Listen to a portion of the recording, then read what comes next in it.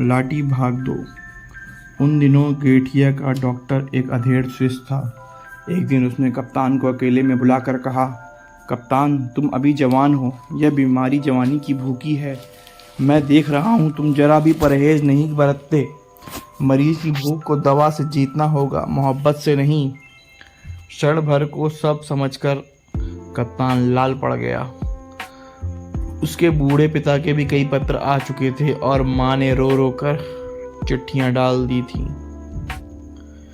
मेरे 10-20 पूत नहीं हैं बेटा, यह बीमारी सत्यानाशी है। पर कप्तान पहले की तरह अलमस्त डोलता। कभी बानों के चिकने केसों को चूमता, कभी उसकी रेशमी पलकों को, कभी पास के प्राइवेट वार्ड की गुमान सिंह मालदार की गोल मटोल पत्नी से मजाक करता। सैनिटोरियम की मनहूस जिंदगी के काले आकाश में रौबदार ठकुरानी ही एकमात्र द्युतिमान तारिका थी। भरे भरे हाथ पैर की चिकने चेहरे पर सदा मुस्कान बिखेरती वह पूरे सैनिटेरियम की भाभी थी। उसके स्वास्थ्य के दुर्ग में भी न जाने बीमारी का घुन किस अरक्षित छिद्र से प्रवेश पा गया था। टीबी लगने की पीड़ा से कराती वह अपनी हृदय गालियों का अक्षय भंडार खोल देती। कभी लक्षपति ससुर को लक्ष्य बनाती है हमारे बड़जू आदि कुमाऊं के छत्रपति, पर बहू तीर्थाण शमशान को जा रही है तो उनकी बला से तुम दुम उठाकर जिसे देखा वही बदजात नर से मादा निकला। ऐसा बास क्या पंच के स्टैंडर्ड का सेंस ऑफ ह्यूमर है। भाभी तबीयत बाग बाग कर दी, कप्तान कहता। एक मेरा कसम है साला, पी के धुत होगा कहीं किसी गोरी मेम को लेकर। 2 महीने से हरामी झांकने भी नहीं आया। दाढ़ी जारे की अर्थी उठेगी तो मजाल मैं भी सुहाग उतारूं। वह फिर कहती, क्यों भाभी, क्यों कोस रही हो? कप्तान हंसकर कहता। प्रौढ़ा नेपाली भाभी की सदाबहार हंसी से खिलखिलाती आंखें छलक उठती। शाबाश है कप्तान बेटा, तुझे देखकर मेरी छातियों से दूध उतर आता है। कैसी सेवा कर रहा है तू। और एक हमारे हैं कुतिया के जने, मिले तो मूछें उखाड़ कर हरामी के मुंह में ठूंस दूं। कप्तान हंसते हंसते दोहरा हो जाता। मूछें उखाड़ कर मुंह में ठूंसने की बात कुछ ऐसी जम जाती कि वह भागकर बानों को सुना आता। नेपाली भाभी के पति की असंख्य मोटरें अल्मोड़ा नैनीताल को घेरे रहती थी। चाय के बगीचों का अंत नहीं था, किंतु उनके वैभव ने पत्नी के प्रति प्रेम और मोह की बेड़ियां काट दी थी। एक वर्ष वह एक बार भी उसे देखने नहीं आए। एक दिन कप्तान ने देखा नेपाली भाभी की खांसी बहुत ही बढ़ गई है। खांसी का दौरा सा पड़ा और कप्तान भागकर देखने गया तो देखा रक्त के कुंड के बीच नेपाली भाभी की विराट गेहुआ देह निष्प्राण पड़ी थी। पति की मूंछों को उसके मुंह में ठूसने का स्वप्न अधूरा ही रह गया।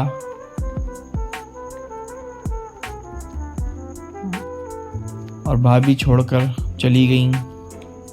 कुछ दिन तक कप्तान उदास हो गया।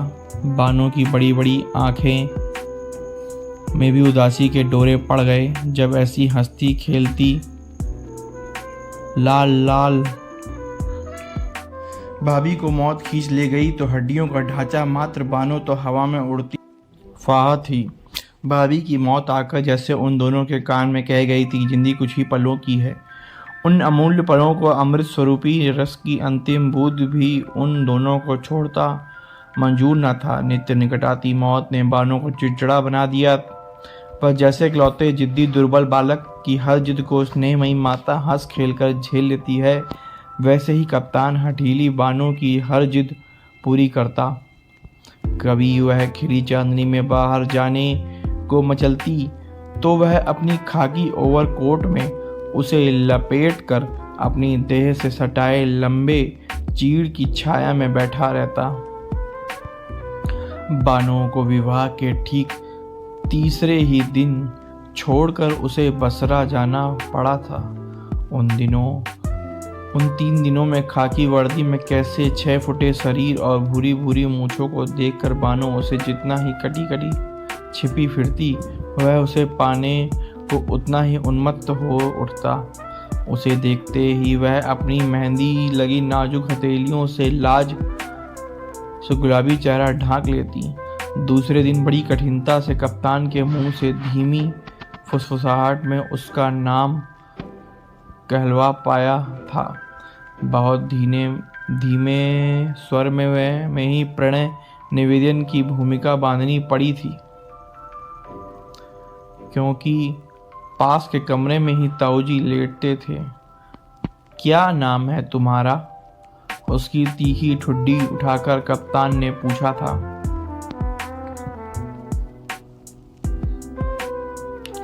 बानो, उसके पतले होठ हिलकर रह गए। राम राम, मुसलमानी नाम, कप्तान ने हंसकर छेड़ दिया।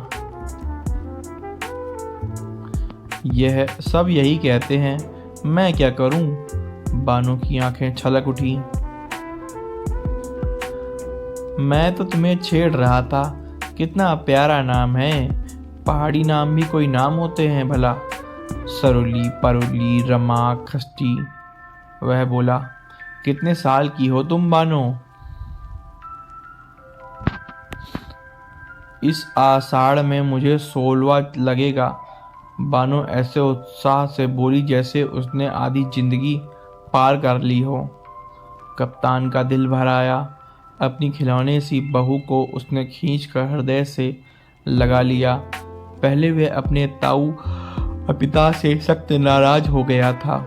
कहाँ वह ठसकेदार बांका कप्तान और कहाँ हाई स्कूल पास छोकरी को पल्ले बांध कर रख दिया। पर बालिका बानो की सरल आंखों का जादू उस पर चल गया। तीसरे दिन ही उसे बसरा जाना था। कप्तान बानो से विदा लेने गया तो वह कोने में बैठी छलियां कतर रही थी। उसकी पलकें भीगी थी और पति की आहट पाकर उसने घुटनों में सिर डाल दिया। झट से झुककर कप्तान ने उसका माथा चूम लिया, उसका गला भराया। 3 दिन की ताजा सुंदरी नववधू को इस तरह छोड़कर जाना कप्तान को दुश्मन की गोला बारी से भयंकर लगने लगा। इसके बाद 2 वर्षों तक कप्तान युद्ध की विभीषिका में भटक गया। बर्मा और बसरा के जंगलों में भटक भटक कर उसके साथी वहशी बन गए थे। गंदे अश्लील मजाक करते फौजी अफसरों में कप्तान जब से छोटी उम्र का था। बर्मा के युद्ध से स्तब्ध सड़कों पर चपल बर्मी रमणियों के कुटिल कटाक्षों का अभाव नहीं था। फिर भी कप्तान अपनी जवानी को दांतों के बीच जीभ सी बचाता सेंध गया। 2 साल बाद घर पहुंचा तो दुनिया बदल चुकी थी। उन 2 वर्षों में बानो ने 7 ननंदों के ताने सुने, भतीजों के कपड़े धोए, ससुर के होज बिने, पहाड़ की नुकीली छतों पर 5-5 शेर उड़द पीस कर बड़ियां तोड़ी। कभी सुनती उसके पति को जापानियों ने कैद कर लिया है, अब वह कभी नहीं लौटेगा। सास और चचिया सास के व्यंग बाण उसे छेद देते। वह घुलती गई और एक दिन शय का तक्षक कुंडली मारकर उसकी नन्ही सी छाती पर बैठ गया। उसे सैनिटेरियम भेज दिया गया था। दूसरे ही दिन कप्तान बानो को देखने चल दिया तो घरवालों के चेहरे लटक गए। गेठिया पहुंचा और एक प्राइवेट वार्ड के बरामदे में लेटी बानो को देखकर उसका कलेजा उछलकर मुंह को आ गया। 2 वर्षों से बानो घिसकर और भी बच्ची बन गई थी। कप्तान को देखकर उसकी तरल आंखें खुली ही रह गईं। फिर आंसू टपकने लगे। कहने और कैफियत देने की कोई गुंजाइश नहीं रही। बानो के बहते आंसुओं की धारा ने 2 साल के सारे उल्हानों सुना दिए थे। दोनों ने समझ लिया कि मिलन के वे क्षण मुट्ठी भर ही रह गए थे। उन दिनों सैनिटोरियम में एक अत्यंत क्रूर नियम था। रोगियों को उनकी अंतिम अवस्था जानकर उन्हें घर भेज दिया जाता। सैनिटोरियम में मृत्यु का प्रवेश सर्वथा निषिद्ध था। नेपाली भाभी की मृत्यु के बाद कप्तान और बानो मातम में डूब गए, पर चौथे दिन वे फिर हनीमून मनाने लगे। अपनी साड़ियों का बक्सा निकलवा कर बानो ने कई साड़ियों पर इस्त्री करवाई। बड़ी देर तक दोनों ने पेशेंस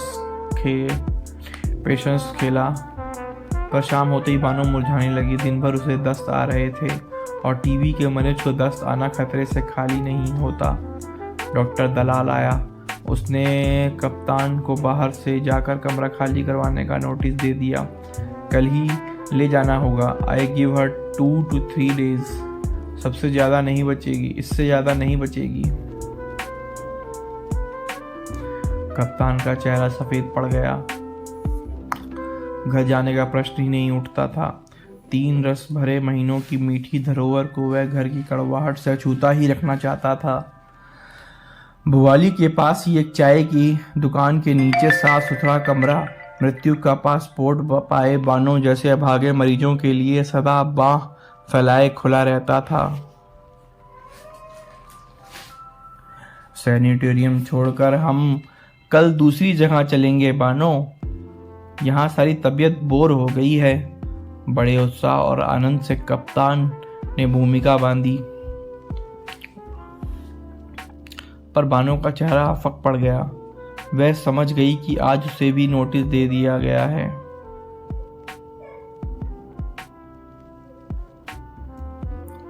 बड़ी रात तक कप्तान उसके गालों के पास अपना चेहरा ले जाकर गुनगुनाता रहा, बानो मेरी बन्नू।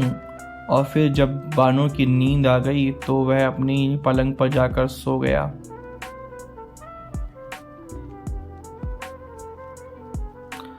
सुबह उठा तो बानो पलंग पर नहीं थी।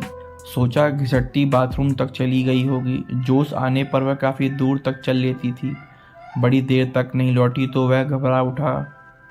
बानो कहीं नहीं थी। भागकर वह मरीजों के पास गया। डॉक्टर आया, नर्सें आईं, चौकीदार आया, पर बानो कहीं नहीं थी। सैनिटोरियम में आज पहली बार ऐसी अनहोनी घटना घटी थी।